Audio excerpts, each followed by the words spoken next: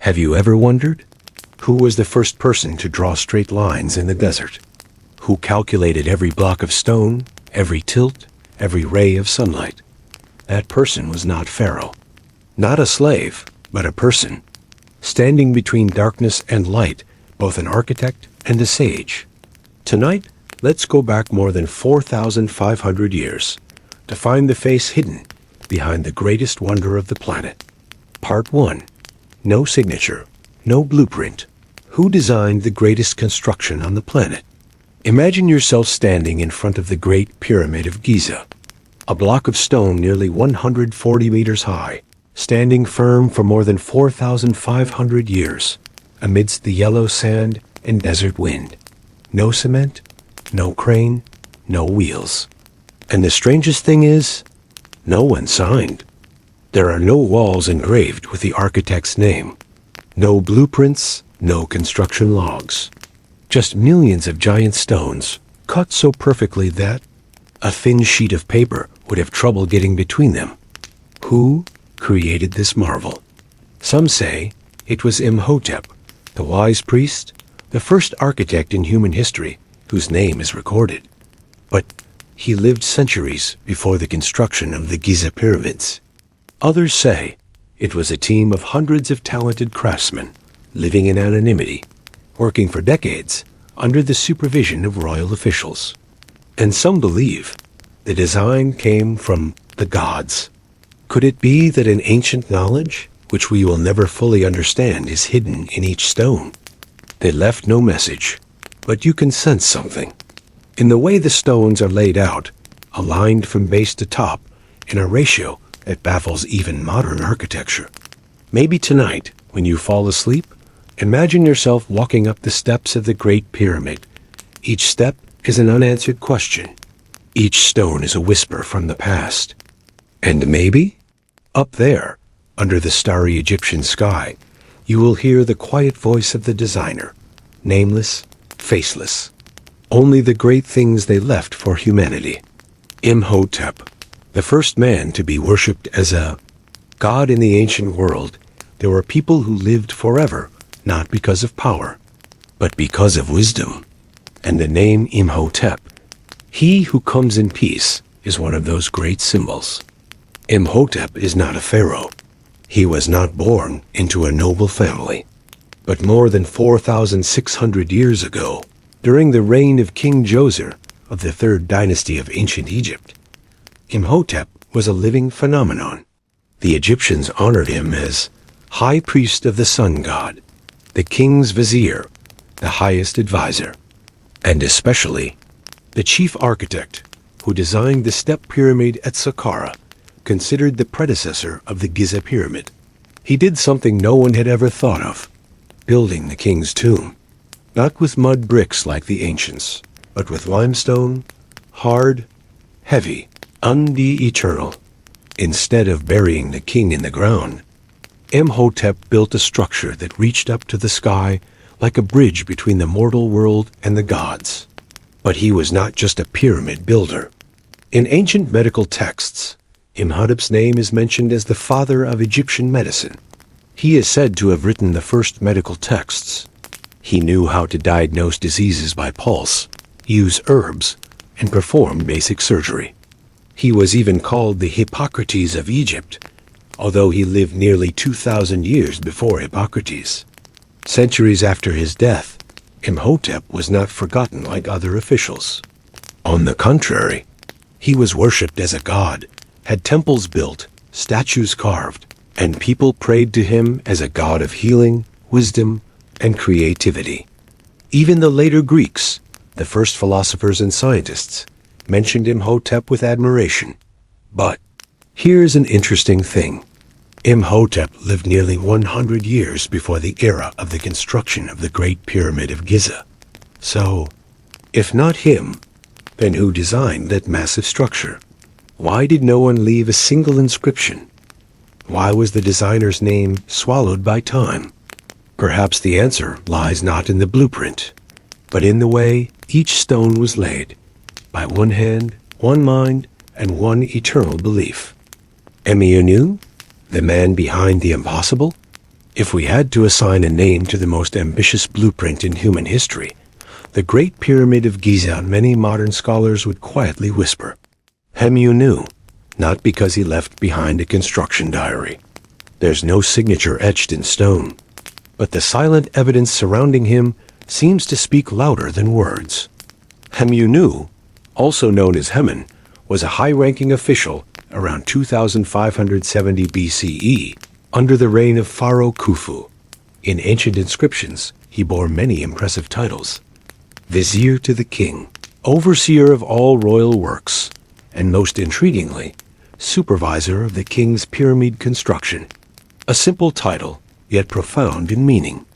Only someone who controlled materials, manpower, and royal budget could have orchestrated such an impossible feat. But the most compelling clue lies beneath the desert sand. Near the base of the Great Pyramid, archaeologists discovered a large limestone tomb believed to belong to Hemiunu.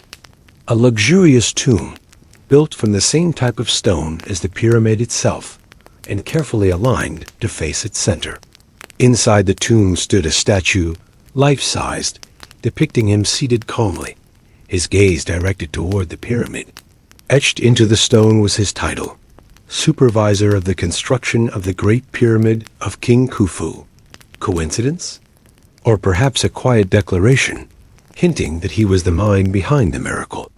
We may never know if Hemiunu personally sketched the plans, but it's clear he was the crucial link, the one who coordinated logistics, enforced discipline, and inspired thousands of workers across decades of construction. If this is true, then Hemiunu was not just an architect. He was a visionary conductor, turning scattered stones into a perfect pyramid 140 meters high. And so, though his name may not echo loudly in history books, every block of the Great Pyramid still whispers his name through the wind silently, but never forgotten. Part 3. The Unknown Worker and the Solitude of Greatness. Imagine you are standing in the middle of Giza.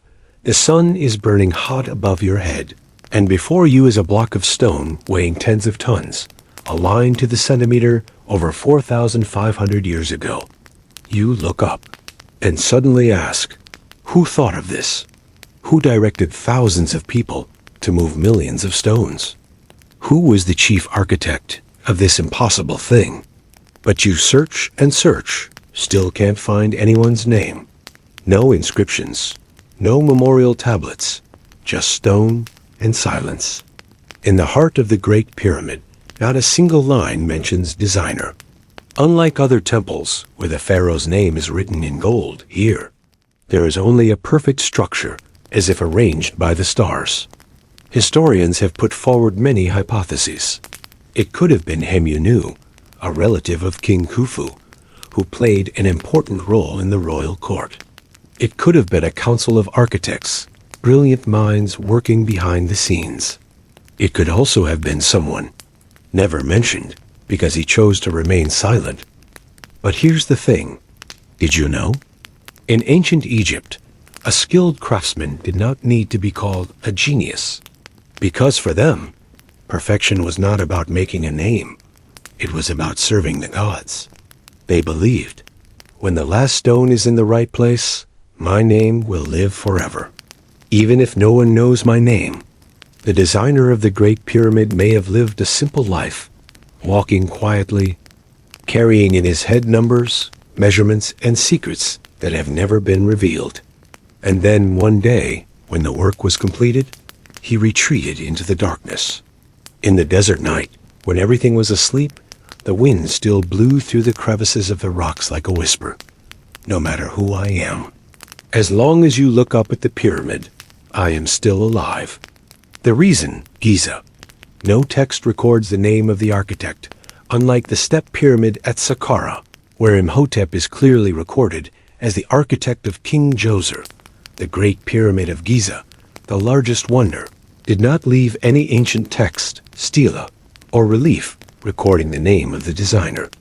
No one can be sure that Hemiunu was the builder, although he had a tomb very close by and held the title of head of royal works. But most importantly, there is no direct evidence that he was the designer. Furthermore, The ancient Egyptians believed that buildings were for the worship of gods, not individuals. Therefore, in many periods, Egyptian architects and artisans did not leave their names on their buildings because they did not build for themselves or their reputation. They built for gods or for the pharaoh, who was considered the sun god. This caused many truly talented architects to fall into the shadows of history, leaving no trace of their identities. Therefore, we only see buildings without the names of their builders. Part 4. When engineers become anonymous, imagine you are standing in the twilight on the Giza Plateau. In the distance, the shadow of the Great Pyramid stretches out over the desert, like a whisper from the past. The time of Imhotep, its first builder, is gone. Now, before us lies a wonder whose designer is unknown. But perhaps that is the most amazing thing of all. In about 2600 BC, Pharaoh Khufu, also known as Cheops, ordered the construction of the world's largest pyramid. No one records the architect's name, no plaque in honor, only wind, stone, and the imprints of handprints in the narrow corridor. The few records from the 19th-20th centuries suggest that Hemiunu, a high priest, may have been the project manager. He lived right next to the construction site and was a relative of the king. But, again, no one is sure. Because in those days, fame belonged to the pharaohs and engineers were just silent servants of eternity. Close your eyes for a moment. You can hear the sound of chisels, hammers, and people shouting in the middle of the desert noon. You might see a group of engineers writing in red ink on the wall, calculating the tilt of each stone, measuring every square inch precisely. Not one genius, but a whole council of people whose names no one knows, but they wrote the wonder with sweat, mathematics, and faith. We often ask, who is the genius behind the pyramid? But sometimes, greatness does not come from one person, but from the harmony of thousands of people believing in something bigger than themselves. And that is what makes the pyramid not just a stone, but the immortal dream of an entire civilization. Part 5. The Nameless One, and the Lesson from the Desert. When the last rays of light fall on the top of the stone tower, when the Egyptian sky turns a strange purple blue, you can feel something very ancient, quietly breathing in the sand. Perhaps the person who designed the pyramid does not need to be remembered, because he or they never did it for glory. They did not seek medals. They did not leave a golden signature, just left a perfect shape that defies time. In the modern world, we often ask, who is behind that success? But perhaps the ancients taught us something else. Glory does not lie in being recognized, but in having truly created something meaningful. The Egyptians did not just build pyramids. They built a legacy with their whole lives, with calloused hands, with eyes looking to the sky, and hearts believing that beauty will last forever if we put our heart into each stone. And you know what? Even though we will never know the real name of the person who designed it, but every time we look up at the pyramid, we are whispering their name in silent admiration. Good night. If you are also quietly building your own pyramid, a dream, a project, or something that no one has seen, keep going. Because who knows? 5,000 years from now, that very thing will be the lighthouse in someone else's dream.